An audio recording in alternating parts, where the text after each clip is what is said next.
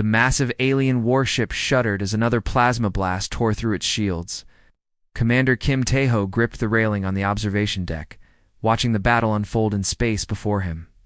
3 different alien fleets fought against the insectoid high forces, but they were losing badly. The crystalline Zephyrian ships moved in perfect triangular formations, their surfaces glowing with mathematical precision. Even as enemy fire destroyed ship after ship, they refused to break their geometric patterns. Their commander's voice crackled over the communications system, speaking in rigid, formal tones about maintaining proper formation protocols. "They're getting slaughtered," muttered Lieutenant Park Min-woo, standing beside Tae-ho. "Why don't they just scatter and regroup?" Tae-ho shook his head as he watched another Zephyrian triangle collapse under concentrated fire. The crystal beings couldn't think beyond their mathematical perfection. Every battle, every formation, every maneuver had to follow their ancient geometric rules. On the far side of the battlefield, the luminal fighters blazed like angry stars. These energy beings were powerful individually, each one capable of destroying smaller enemy ships with pure force. But they fought alone, each seeking personal glory rather than working together. Their leader, a brilliant entity called Lumina Prime, dove toward the largest hive battleship while ignoring the smaller vessels that were systematically destroying her allies.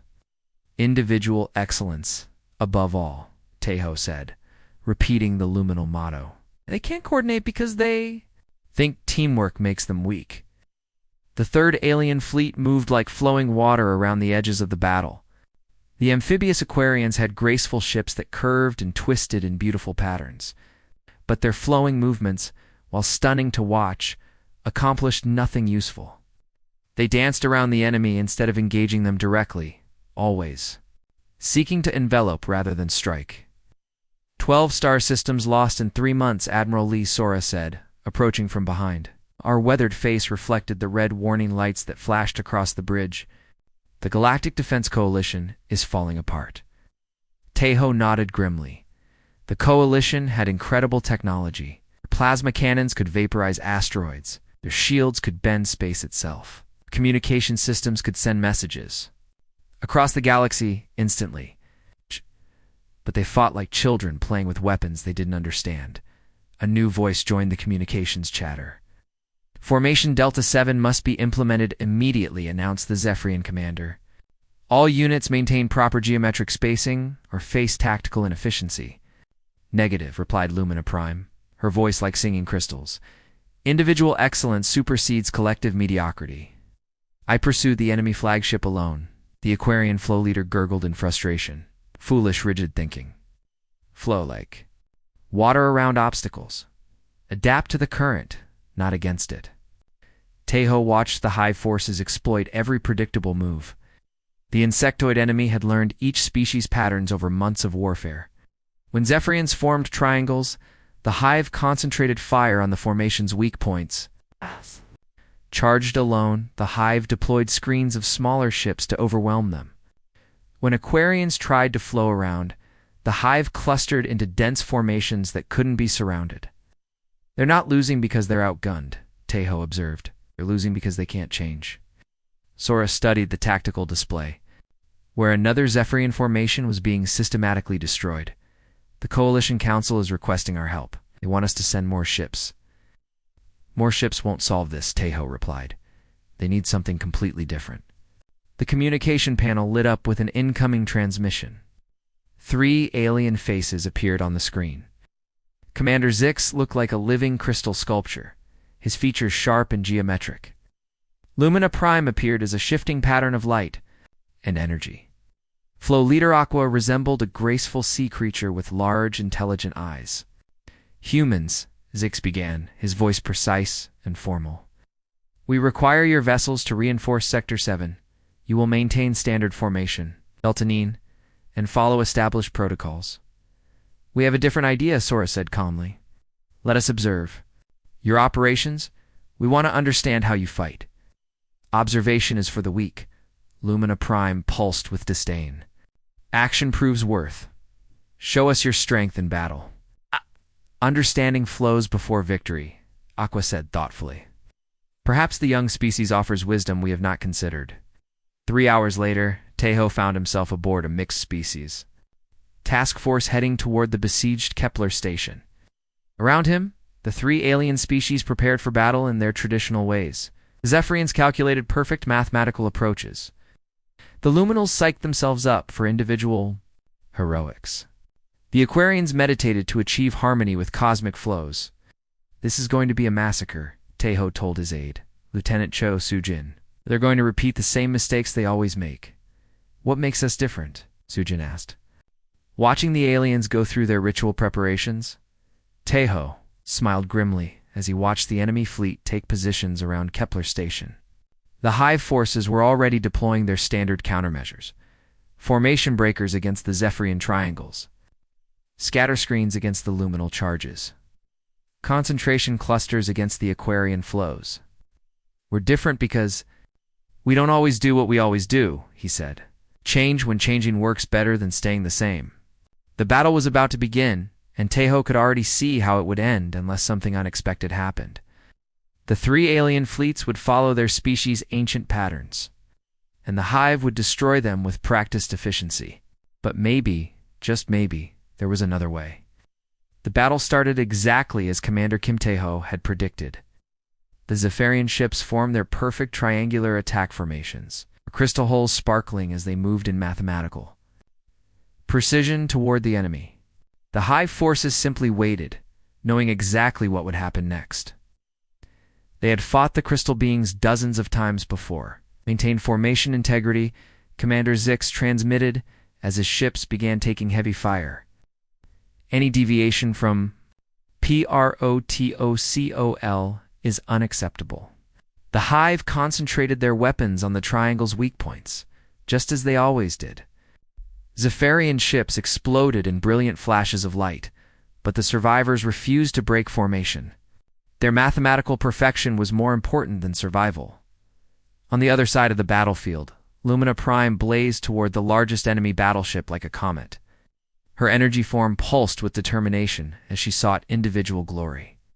But the Hive had learned this pattern too. They deployed a screen of smaller vessels, forcing her to fight multiple enemies while their main guns stayed focused on destroying the Zephyrian formation. The Aquarian ships flowed like graceful dancers around the battlefield's edges. They moved in beautiful, sweeping patterns, trying to surround the enemy fleet. But the Hive had concentrated their forces into a tight cluster that the flowing ships couldn't envelop. The water-like tactics accomplished nothing. "Request permission." "To engage," Tejo said over the command frequency. "Human vessel. Maintain observation position," Zix replied sharply. "This battle follows established protocols." Tejo looked at his tactical officer, Lieutenant Park Hedgen. She shrugged and turned off their transmitter. "Admiral Sora said to observe and learn. She didn't say we couldn't help." "Take us toward the Aquarian flank," Tejo ordered. "Jean, open a channel to the nearest Aquarian commander."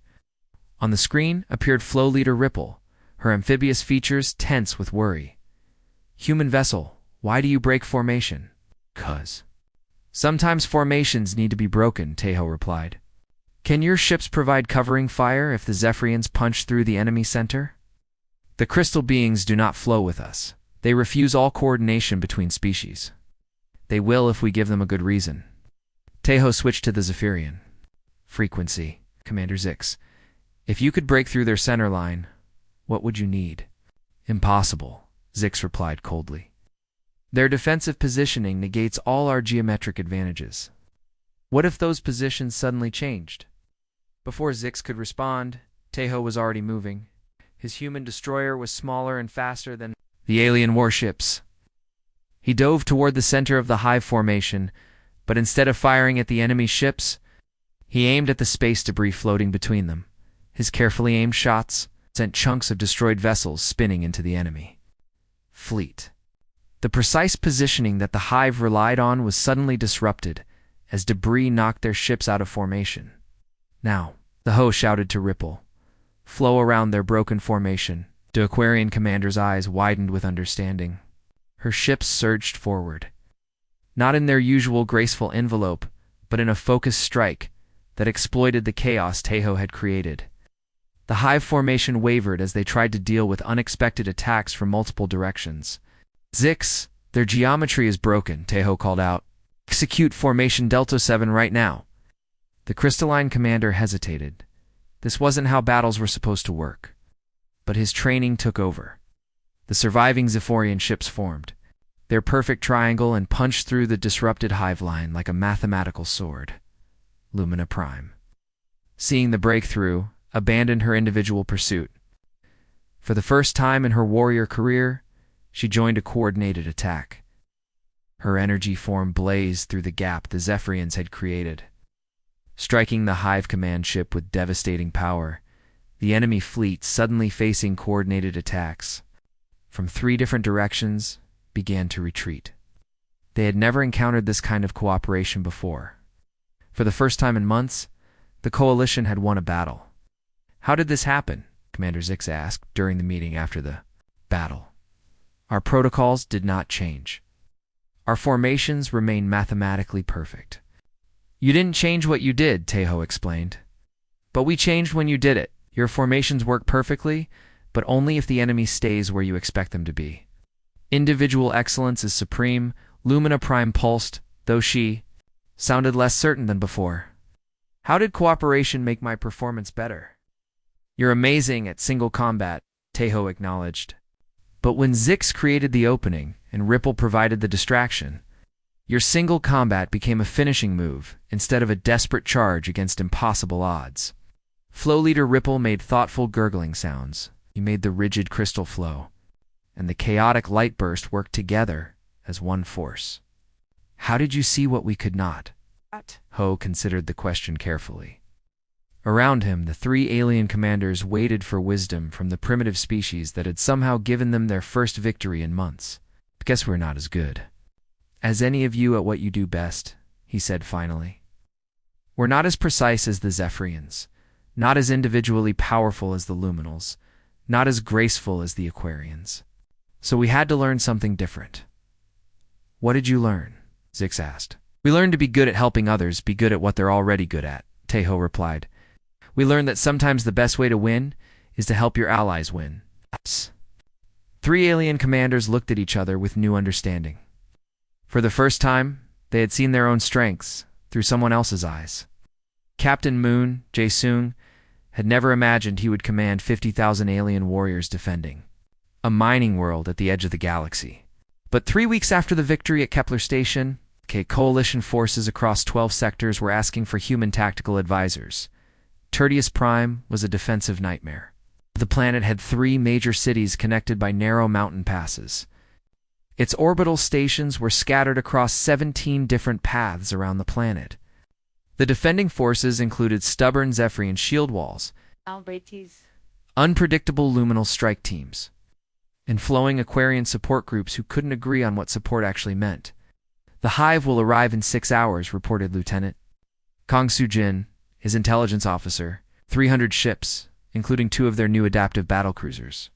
Adaptive. Jae-sung frowned at the tactical display showing enemy positions. They're learning from our Kepler Station tactics. They can change formations quickly, they have disruption countermeasures, and they're using coordination dampening fields. Through the command center's large window, Jae-sung could see the coalition forces taking their usual positions. Zephyrian ground forces formed perfect geometric defensive lines in the mountain passes. Luminal fighters prepared for individual glory battles in orbit. Aquarian ships flowed into graceful patrol patterns around the planet's edges. They're going to fight exactly the same battle we won at Kepler Station, he muttered. Sir? Nugin looked confused.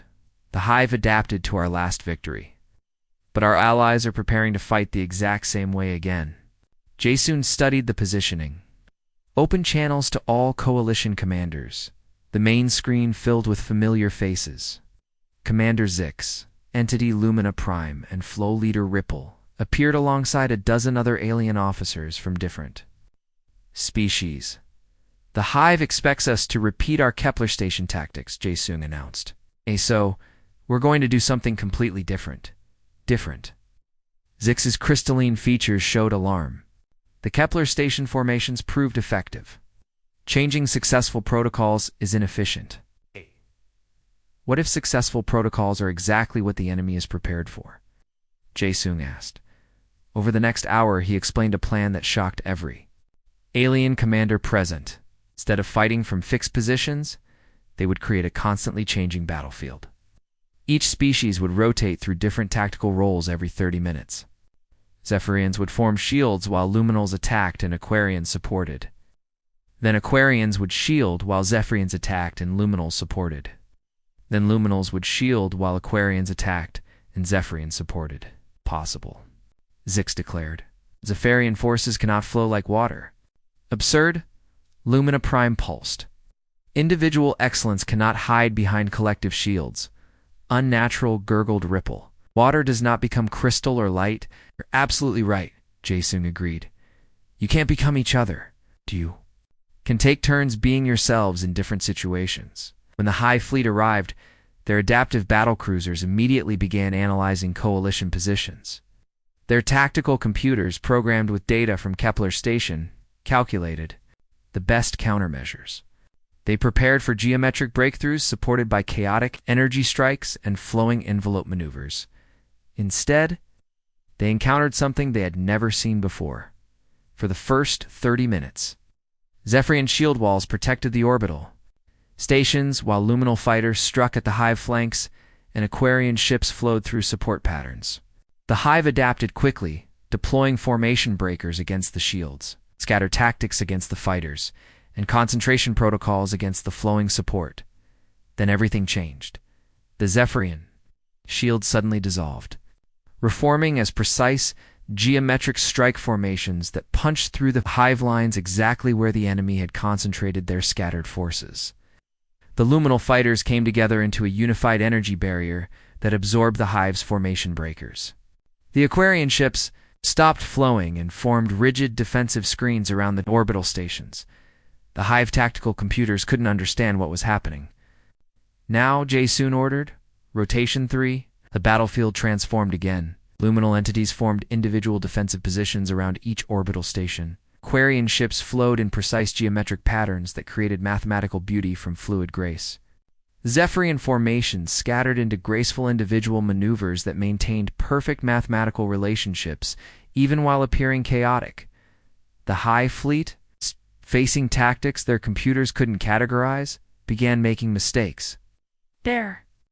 Adaptive battlecruisers tried to adapt to 3 different tactical approaches at the same time, and ended up countering none of them effectively.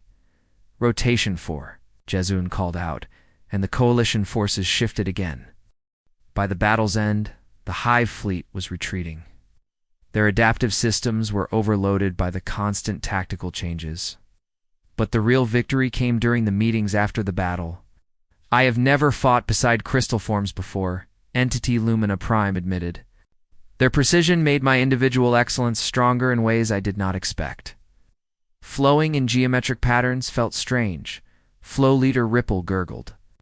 But the mathematical beauty was surprisingly satisfying. Individual tactical excellence. Supporting collective geometric precision, Commander Zix mused. The efficiency was remarkable. Captain Moon watched the 3 alien commanders discussing tactics with excitement he'd never seen before. They were beginning to see beyond the limitations of their own species' approach to warfare. But as he studied the battle reports, a troubling pattern emerged. Hive was learning faster than he had expected. Their next adaptation would account. For tactical rotation, the war was becoming a deadly game of evolution. With humanity's greatest strength being their refusal to stay locked into any single approach, the question was whether they could change faster than their enemies, could adapt. To those changes, Admiral Park Sora had not slept in 36 hours. Her command center aboard the flagship buzzed with constant activity as reports came in from 17 different battle zones. The war had grown beyond anything the Galactic Defense Coalition had imagined.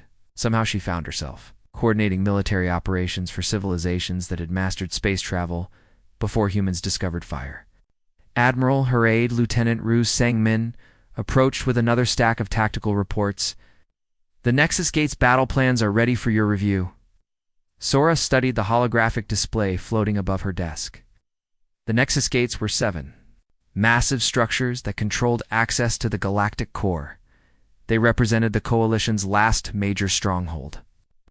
If they fell, the Hive would have direct access to the core worlds containing trillions of lives. The battle plan was her most ambitious yet. It involved coordinating 400,000 ships from dozens of species, all synchronized through human tactical coordination, but the cost would be enormous. The Zephyrian crystal ships, she said quietly. We use them as breakthrough vessels. We'll lose at least 60% of their fleet. The Aquarian breeding colonies at Nexus Point 7, Sangman added. If we don't defend them, the Hive will destroy 3 billion eggs. Sora's head ached with the weight of impossible decisions. Every strategic choice meant condemning entire species to massive losses.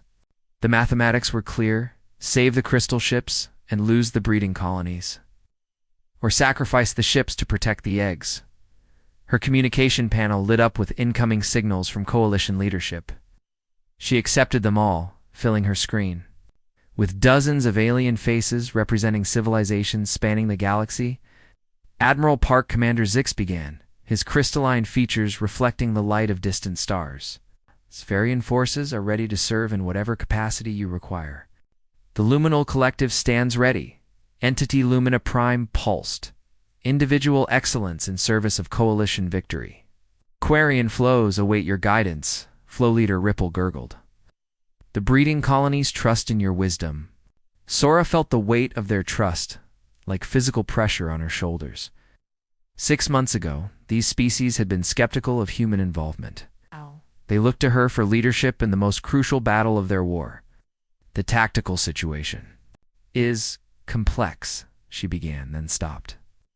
These were not human officers she could discuss hard choices with. These were alien beings whose entire species' survival might depend on her decisions. Admiral Zix continued, Our mathematicians have calculated that Zephyrian crystal ships provide optimal breakthrough capability. We are prepared to accept significant casualties to achieve strategic objectives. The Aquarian Collective has consulted the flow patterns, Ripple added. If necessary, we can evacuate the breeding colonies to preserve the next generation. Sacrifice for collective survival, Lumina Prime agreed. We understand the mathematics of war. Looking at their faces crystalline, energy-based, Amphibious Sora realized they were offering her the hardest gift possible, complete trust in her judgment, even if it meant the death of their people. There's a third option, she said finally, but it's dangerous for everyone. Over the next hour, she outlined a plan that horrified her own tactical staff. Instead of choosing between saving the crystal ships or the breeding colonies, they would attempt to save both by creating a tactical environment so chaotic that the Hive couldn't focus their superior numbers effectively. The plan required simultaneous coordination across 7 different star systems. Human tactical coordinators embedded in every major fleet element. It meant asking every species to trust, not just human leadership, but human judgment about when to risk everything on desperate maneuvers. The probability of success is less than 30%. Commander Zix calculated. The probability of catastrophic failure is significant. If we fail, Flow Leader Ripple observed, all species suffer equally. Individual excellence demands collective risk, Entity Lumina Prime concluded, as the Coalition forces moved toward the Nexus Gate. Sora found herself alone with the heaviest burden she'd ever carried. Not just the tactical responsibility for hundreds of thousands of ships, but the moral weight of decisions that would determine which species survived and which faced extinction. The first reports came in as the fleets engaged. Admiral Lieutenant Rue approached as explosions lit up the tactical display. The Hive forces are larger than expected. Casualties are mounting rapidly. Should we abort and fall back to defensive positions? Through the viewport, Sora could see the enemy fleet, a dark mass of insectoid vessels that seemed to stretch across the starfield. Her tactical displays showed odds that made her stomach clench with dread. The Hive had committed everything. To this battle? No, she said quietly. We go forward. Species, all ships, all together. The battle raged for 18 hours. Zephyrian crystal ships shattered under concentrated fire, but maintained their geometric formations. Luminal fighters blazed through enemy formations, coordinating their individual excellence for maximum collective impact. Aquarian ships flowed through the chaos, finding paths that allowed rigid formations to become flexible and individual excellence, to become collective strength, but the cost was enormous. Ship after ship disappeared from her tactical display. Species that had existed for millions of years were losing thousands of their people under her command. Admiral Sangman said quietly, "We're winning. The hive is pulling back from 5 of the 7 gates?" Sora nodded but felt no joy. Victory had come at a price that would haunt her forever. She had proven that different species could fight as one. But the lesson had been written in the lives of beings who had trusted her judgment. The war was far from over. Supreme Coalition Commander Park Sora stood before the largest military assembly in galactic history. The command chamber of the Coalition flagship housed representatives from 47 different species. Their various forms of communication created a symphony of crystalline chimes, energy pulses, aquatic gurgles, and dozens of other sounds her translator couldn't identify. "The hive origin point," she announced, and the massive holographic display showed a star system that defied comprehension. Billions of enemy vessels clustered around 7 worlds like a dark nebula of living metal. This is where it ends. Commander Zix's crystalline form caught the display's light. Mathematical analysis indicates this represents the largest concentration of hostile forces in recorded galactic history. Individual excellence seems inadequate. Entity Lumina Prime pulsed, her usual confidence subdued by the scope of what they faced. Even the greatest flow must eventually reach the sea. Flow leader Ripple gurgled philosophically. Sora studied the faces around her, not just the familiar trilogy of Zephyrian Luminal and Aquarian commanders, but dozens of other species that had joined the coalition as humanity's tactical coordination had proven effective. Crystalline beings who thought in mathematics, energy entities who prized individual achievement, fluid species who valued harmony, insectoid races who worked in perfect synchronization, gaseous beings who communicated through electromagnetic pulses. 6 months ago, you were losing this war because you fought the way your species had always fought, she said. Today, you're going to win it because you've learned to fight in ways your species had never imagined. The plan she outlined was the culmination of everything they'd learned. Not just tactical rotation or coordinated strikes, but something unprecedented. A battle where every species would simultaneously fight according to their greatest strengths, while supporting the weaknesses of their allies. The Zephyrian crystal ships will form the geometric backbone of our assault, she explained. But instead of rigid formations, you'll create flexible mathematical frameworks that can adapt to changing battlefield conditions. Zix's features showed the strain of contemplating such tactical heresy. Mathematical rectable mathematics are contradictory. No, Sora corrected. They're human. Mathematics describes reality, but reality is messy. Your job is to create order from chaos, not to impose order. Despite chaos, she turned to the luminal representatives. Your individual excellence will be crucial, but not for single combat. Each of you will coordinate with multiple other species, using your personal capabilities to amplify collective effectiveness. Lumina. Prime pulsed with uncertainty. Individual excellence serving collective goals. Individual excellence achieving collective goals, Sora clarified. No, you're not diminishing your personal abilities, you're multiplying their impact. Finally, she addressed the Aquarian commanders. Your flowing tactics will be the glue that holds everything together. But instead of graceful movement around obstacles, you'll be creating graceful movement through obstacles. Finding the paths that let rigid formations become flexible and individual excellence become collective strength. Teen flow patterns that create rather than avoid resistance, Ripple mused. Challenging but beautiful as the massive coalition fleet moved toward the hive origin point. Sora found herself thinking about the weight of command. She was leading species with history spanning millions of years. Civilizations that had mastered technologies humanity couldn't comprehend. Beings whose thought processes were fundamentally alien to her own understanding. Admiral hurried. Captain Li Jinho approached. Some of the newer coalition members are questioning the battle plan. They're saying humans are too primitive to understand the complexities of interstellar warfare. Sora smiled grimly. They're right. You're too primitive to understand their complexities. That's exactly why we can see solutions they can't. The final battle began with unprecedented coordination. 47 species working together in ways that had never been attempted. Zephyrian mathematical precision providing structure for luminal, individual excellence. Aquarian flow patterns creating pathways for rigid formations to become adaptive. Species that had fought alone for millennia suddenly discovering the power of true cooperation. The hive origin. Point defenses were massive, but they had been designed to counter individual species fighting in predictable patterns. They had no answer for the tactical symphony that humanity had taught the galaxy to play. Breakthrough at Sector 7, reported Jinho. The combined Zephyrian luminal formations are punching through their outer defenses. Aquarian floateams are guiding the support fleets through the defensive gaps, added another officer.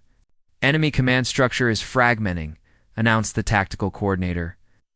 They can't adapt fast enough to counter 47 different tactical approaches working in harmony. As the coalition forces broke through the hive's final defenses, Sara realized what humanity had truly contributed to the galaxy. Not superior firepower or advanced technology, but something far more valuable, the ability to see beyond the limitations of any single approach. The war ended not with human dominance, but with humanity having taught the galaxy how to fight as one. Each species remained true to their nature while learning to amplify their strengths through cooperation with others. It's over, Jinho announced as the last hive command ship surrendered. The origin point is secure, Sora nodded, watching the tactical display as 47 different species celebrated their victory together. They had won not by becoming the same, but by learning to be different together. What happens now? Asked Commander Zix. Now, you take what you've learned back to your worlds, Sora replied. You've proven that the galaxy can stand together when it needs to.